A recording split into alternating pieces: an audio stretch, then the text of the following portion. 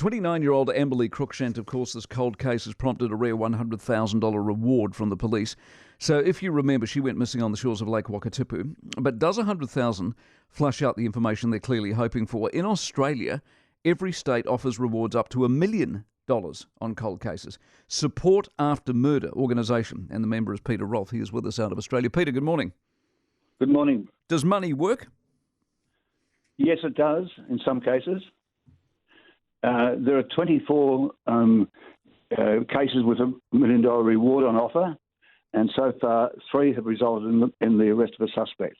And do you reckon those cases would have been resolved anyway, or they would have been resolved whether you'd offered $50,000, $100,000 or $1 million?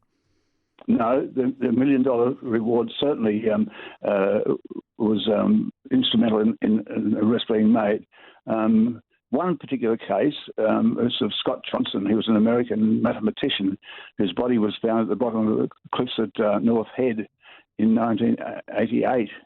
And the police commissioner offered a reward of $1 million, and an arrest was made 2 years after the reward was offered. Now, the person who was arrested, he had recently divorced his wife, and his wife dobbed him in.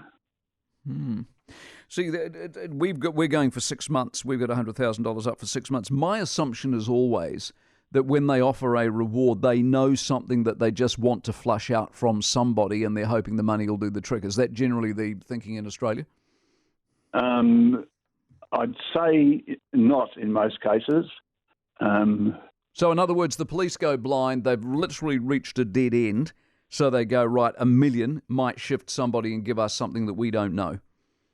Yes, but you've got to remember we've got close to 500 unsolved homicides in New South Wales, and there's only $1 million reward for 2024.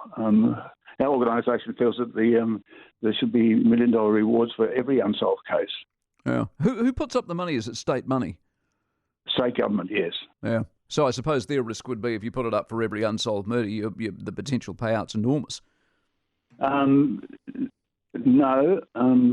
Look, as I said, there's only 3 resulted in the arrest of a suspect.